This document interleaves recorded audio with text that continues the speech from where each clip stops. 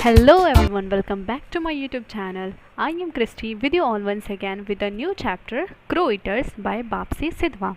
सो आज हम इसके बारे में इसकी डिटेल समरी को एनालिस करेंगे, बट उससे पहले हम बापसी सिद्धवा के बारे में कुछ की पॉइंट्स को नोट्स करेंगे. So let's get started. Bapsi Sidhwa was born in 1938.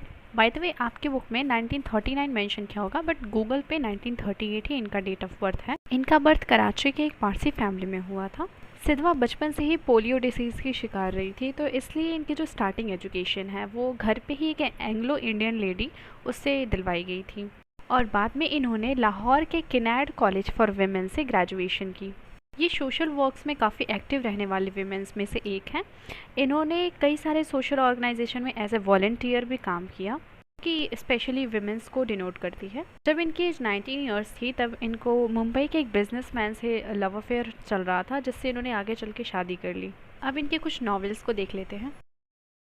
इनके 4 नोटेबल नॉवेल्स हैं.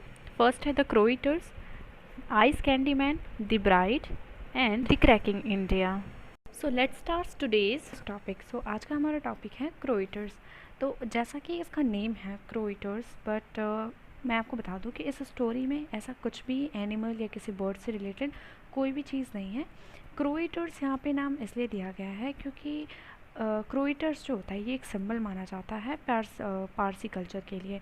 और ये जो बापसी सिद्धवा है ये खुद भी पारसी फैमिली से बिलोंग करती हैं, और जो ये स्टोरी उन्होंने लिखी है ये भी पारसी फैमिली को ही डिनोट करती है.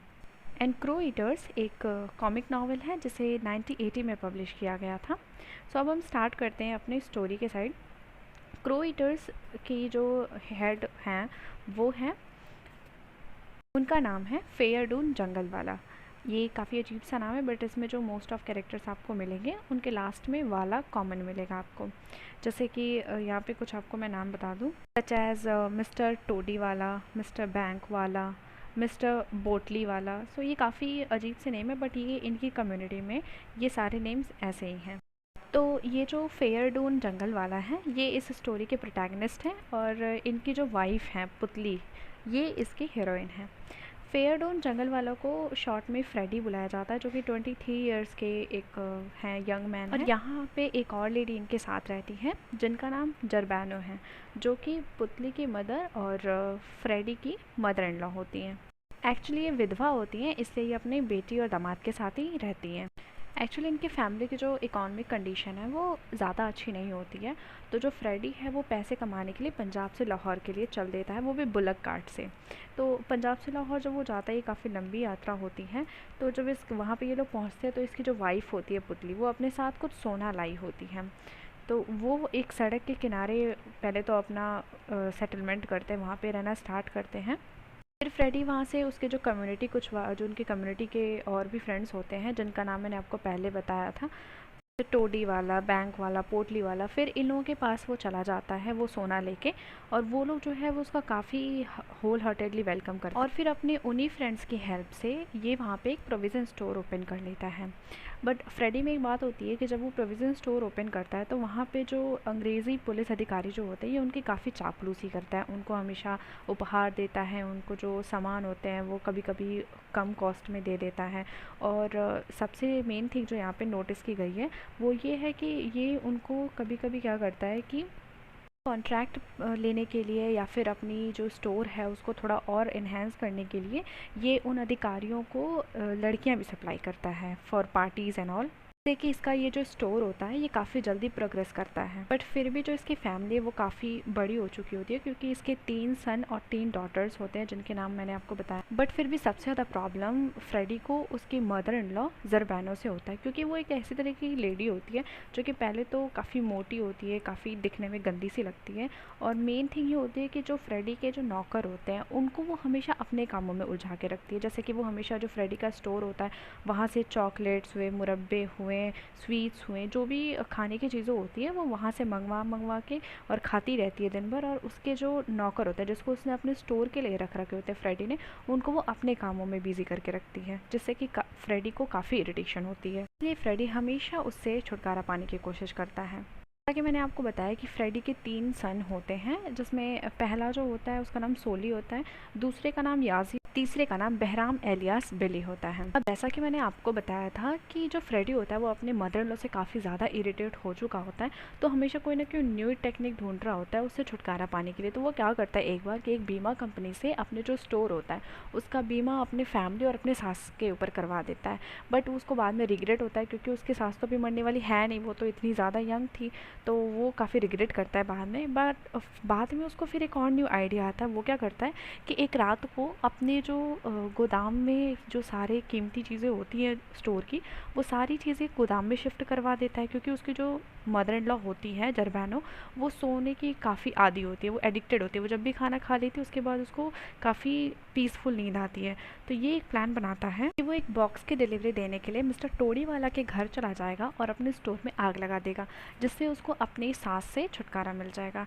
और वो ऐसा ही करता है, लेकिन अनफॉर्चुनेटली होता क्या है कि फायर ब्रिगेड वाले आके उसकी सास को बचा लेते हैं, बट उसकी स्टोर तो पूरी जल जाती हैं। तो इससे क्या होता है कि उसको बीमा वालों की तरफ से पैसे तो मिल जाते हैं, लेकिन उसको अपने सास से छुटकारा नहीं मिल पाता, जो कि उसका मेन मोटिव था। आफ्टर ऑल फिर क्या होता है कि उसका जो सेकंड सन होता है जिसका नाम याजी होता है, वो एक एंग्लो इंडियन गर्ल के प्यार में पड़ जाता है जिसका नाम रोज़ी वॉटसन होता है, और वो उससे शादी करना चाहता है। तो वो ये बात आके फ्रेडी से कहता है। सो जब फ्रेडी उसको देखता है, तो जैसे मैंने आपको बताया था कि जो फ्रेडी है वो हीरा मंडी नाम की एक बाज़ार थी जहाँ पे प्रोस्टिट्यूट्स रहती थी, वहाँ जाता था। तो जब ये उस लड़की रोज़ी वॉटसन को देखता है तो ये उसको पता चल जाता है कि ये जो है हीरा मंडी मार्केट में एक प्रोस्टिट्यूट का काम करती है। फिर ये क्या करता है, ये जो बात है वो अपने सन को बताता है, जिससे इसके सन को काफ़ी शौक लगता है और वो अपना घर छोड़ के चला जाता है। ये तो इसके सेकंड नंबर वाले सन की बात थी। जो इसका फर्स्ट सन होता है, यानी कि जो इसका एल्डर सन होता है सोली, जिसको ये काफ़ी ज़्यादा प्यार करता है, वो जिसकी यंग एज में ही डेथ हो चुकी होती है। अब फ्रेडी के बिज़नेस का जो सारा रिस्पॉन्सिबिलिटी है वो उसके थर्ड सन बहराम एलियास बिली पे आ जाता है।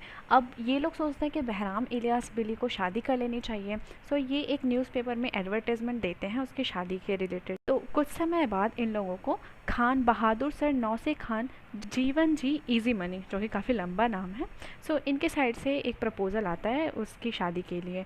तो इसके लिए जो उसकी मदर होती है और जो उसकी नानी होती है, यानी कि बिली की जो मदर होती हैं पुतली, और उनकी जो नानी होती है जरबैनो, ये दोनों जो है लड़की देखने के लिए मुंबई में जाते हैं। वहाँ जाके फिर उन्होंने इंगेजमेंट तो फिक्स कर दी होती है बिली की, बट बिली को वो लड़की पसंद नहीं आती है। उस लड़की का नाम रोशन होता है, बट उसकी एक सिस्टर होती है, यंगर सिस्टर होती है, जिसका नाम तान्या होता है। वो उससे कई ज़्यादा सुंदर होती है। तो बिली जब उसको देखता है तो वो उसको पसंद कर लेता है, फिर वो प्रपोज़ल रखता है कि मुझे इसी से इंगेजमेंट और इसी से शादी करनी है। And at the and in लोगों की शादी भी हो जाती है। ये हनीमून के लिए शिमला भी चले जाते हैं। पर शादी के कुछ ही दिनों बाद इन दोनों में काफ़ी कंट्रोवर्सी शुरू हो जाती है, क्योंकि ये जो होती है जो तान्या होती है, ये काफ़ी रिच फैमिली से बिलोंग करती है, तो इसको खर्च करने की काफ़ी हैबिट होती है। और बिली जो होता है वो पैसे बचाता है, तो ये जो है इससे काफ़ी लड़ाई करती है इस बात को लेकर। और तान्या को इस रवैयों को देख के जो जरबैनो है और जो बिली की माँ है, ये दोनों उसको हमेशा क्रिटिसाइज़ करती रहती है, जिससे कि तान्या काफ़ी ज़्यादा इरिटेट हो जाती है और ये बात जाके वो फ्रेडी से कहती है। फ्रेडी इस प्रॉब्लम का एक सोल्यूशन निकालता है। वो अपनी वाइफ पुतली और अपनी मदर इन लॉ जरबैनो को लेकर कुछ दिनों के लिए, मिनिमम 6 महीनों के लिए इंग्लैंड चला जाता है अपने फ्रेंड एलन साहब के पास, जो कि एक पुलिस कमिश्नर होते हैं वहाँ पे, ताकि बिली और उसकी जो डॉटर इन लॉ है तान्या, उसके बीच का जो रिलेशन है वो अच्छा हो सके। और ऐसा ही होता है, इन लोगों का रिलेशन काफ़ी ज़्यादा अच्छा हो जाता है। जो तान्या है वो अब काफ़ी आज्ञाकारी वाइफ बन चुकी होती है, और बिली लाहौर का एक धनी व्यक्ति बन चुका होता है। अब फ्रेडी धीरे धीरे ओल्ड हो चुका होता है, उसकी एज 65 ईयर्स हो चुकी होती है। वैसे तो वो अपने लाइफ से काफ़ी ज़्यादा सेटिस्फाइड होता है, बट उस टाइम इंडिया में जो है फ्रीडम के लिए कई सारे मूवमेंट्स चल रहे होते हैं जो कि पीक लेवल पे होते हैं, जिसकी वजह से ये थोड़ा सा टेंस्ड होता है। और फिर ये इसके फैमिली वाले एक जगह बैठ के इसके बारे में बातें कर रहे होते हैं, और फिर काफ़ी अग्रेसिव होके फ्रेडी एक स्टेटमेंट देता है, और वो कहता है कि ये जो सारी गड़बड़ जो इंडिया में हो रही है, इसके लिए एक पारसी दोषी है, जिसको वो दादा भाई नौरोजी की तरफ इशारा करता है। और वो कहता है कि देश बच जाएगा, नेहरू, गांधी, पटेल, जिन्ना, ये लोग वहाँ पे रूल करेंगे, बट इस मूर्ख को क्या मिलेगा, यानी कि दादा भाई नौरोजी को क्या मिलेगा। तभी उसके फैमिली मेम्बर्स काफ़ी ज़्यादा एक्साइटेड होकर पूछते हैं कि उनका क्या होगा, अगर इस मूवमेंट का क्या असर उनके ऊपर भी पड़ेगा।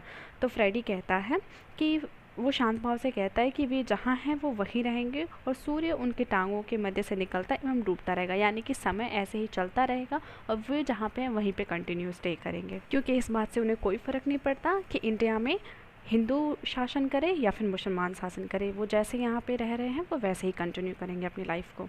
So this was the entire story of Crow Eaters. If you like this story, then please like and subscribe my YouTube channel. And please hit the bell icon to get notified whenever I'll upload new videos